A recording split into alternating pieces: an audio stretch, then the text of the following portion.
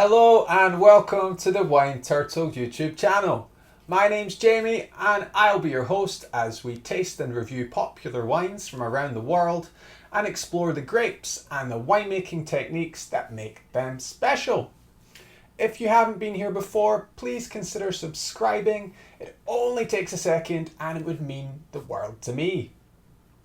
Today we are dipping into a recent Costco wine haul of mine.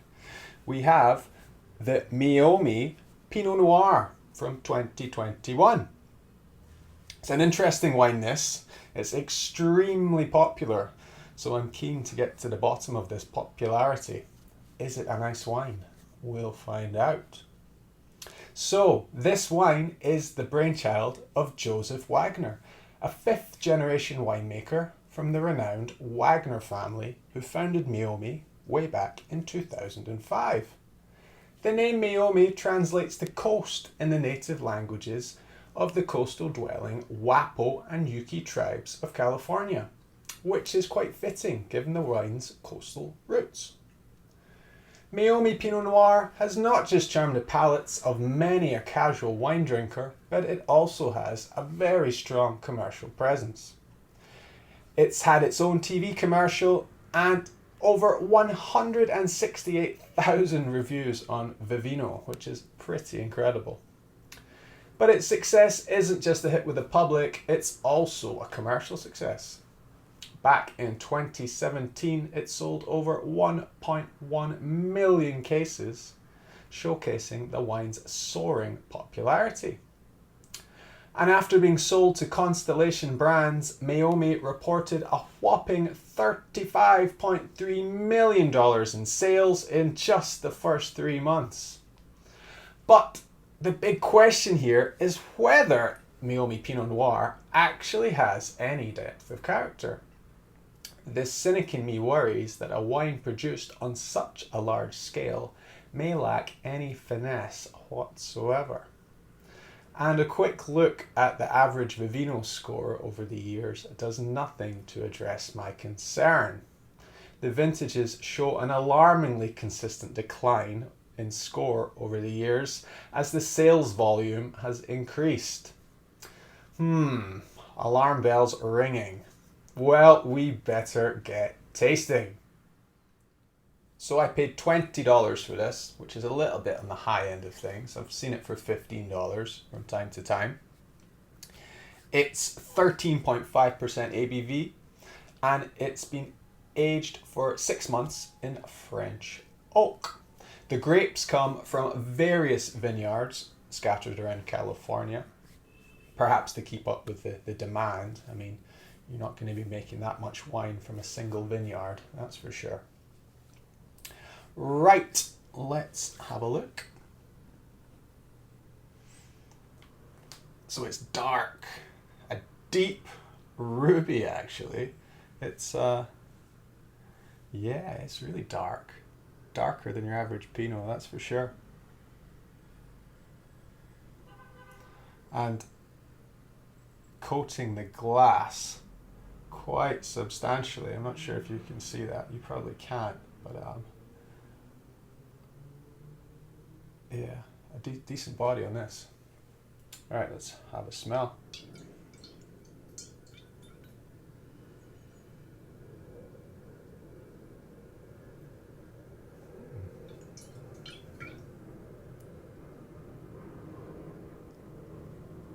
So black cherry, light plum, a little bit of oak, a little bit of spiciness. It's sweet smelling, jammy, not fresh fruit at all, and there's a lighter strawberry note there. It's like candy or bubble gum. I think what my brain is telling me is it's Hubba Bubba, strawberry Hubba Bubba bubble gum. I don't know if you had that as a child. I don't know if they even still make it. But it's got a light, sweet, candied strawberry note to it, which is nice. It's a nice smell, don't get me wrong, but do I want that in a wine?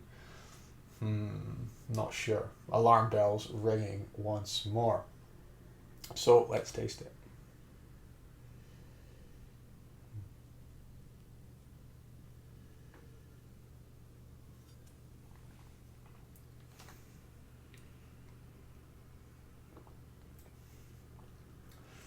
It's got a really thick,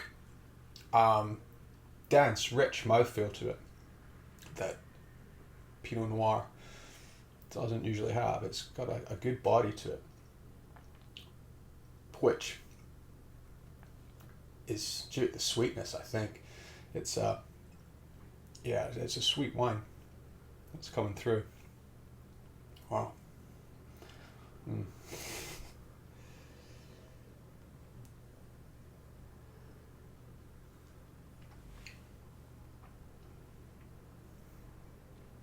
Yeah, jammy fruit flavors here.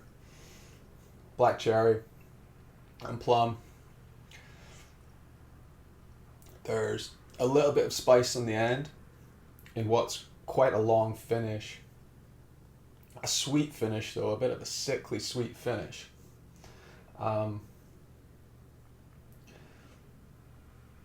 It's very approachable. The tannins, very, very smooth. I'd say medium tannin, I would say. Very smooth though. Very little acidity. It's a really, really approachable wine. I can understand why it's popular. It's just very middle of the road. Doesn't step out of line.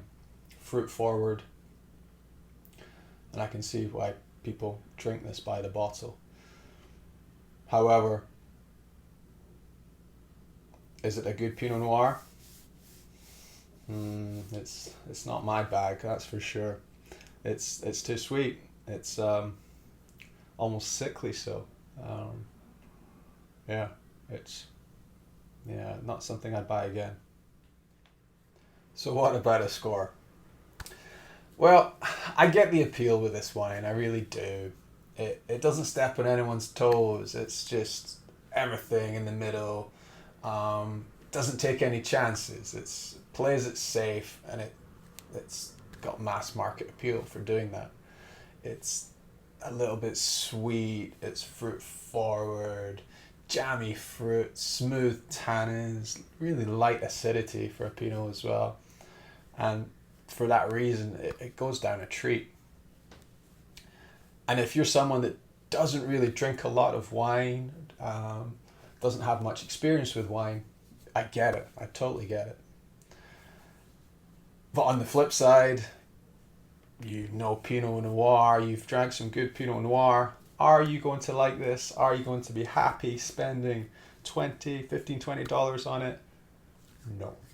No, you're not. I really struggle calling this a dry wine, to be honest. That's what it's marketed as, and it's got some real sweetness to it. And at $20, way overpriced, it really is. Even at $15, I wouldn't be happy paying $15 for it, to be honest. I mean, as your standard mass market wine, you've got things like Yellowtail, Jacob's Creek. Is this any better? I mean, those are like half the price of this. Is this any better? Maybe marginally, but not double the price. No, definitely not. And we had the Kirkland Russian River Valley Pinot Noir on the channel. I reviewed that in the last video at $13. It's a much nicer Pinot. It really is. It's a little bit unpredictable, but it's a much nicer drink. It really is. So a score.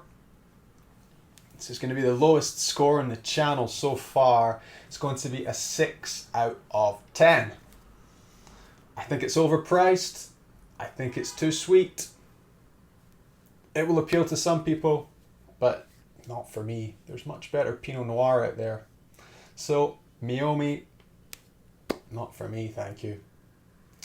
Anyway, that's this review done. Hope you'll join me again for another wine review soon. Goodbye.